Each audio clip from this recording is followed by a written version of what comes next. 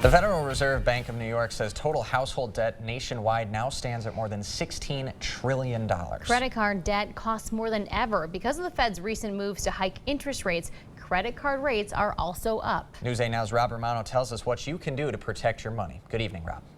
Good evening, Amy and Ken. A senior financial specialist at UW Credit Union says there are ways to reduce your credit card interest rate if you're buckling onto the payments. If you feel that you are getting stressed from having the higher interest rates, check with your financial, whether that's a credit union or a bank, whatever your financial is, set an appointment or go in to try and talk to someone. Brandon Labitz has worked at UW Credit Union for more than 8 years.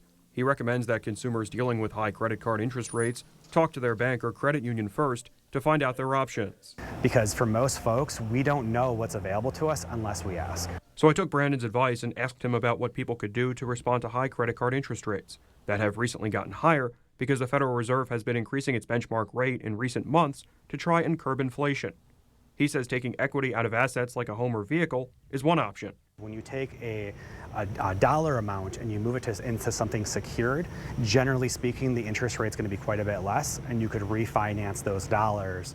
He also says that specifically with credit card debt, consumers can do a balance transfer, which involves taking out another credit card with a lower interest rate and then consolidating payments onto that other card with the lower rate. You may be able to do 0% for, say, 18 months, pay a 3% fee as opposed to paying maybe a 20% credit card interest rate. It's going to be dramatically less expensive. Mike Klug has worked in financial services as an insurance broker and consultant for nearly 42 years.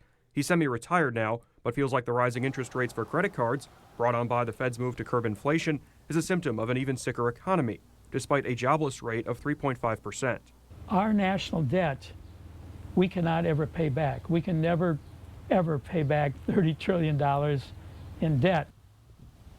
And nationwide credit card debt has increased by 13% since the middle of 2021, according to the New York Federal Reserve Bank. Amy and Ken, back to you. All right, thank you, Rob. Payments on federal student loans, by the way, they're going to begin again next month. Yeah, those payments had been paused since March of 2020.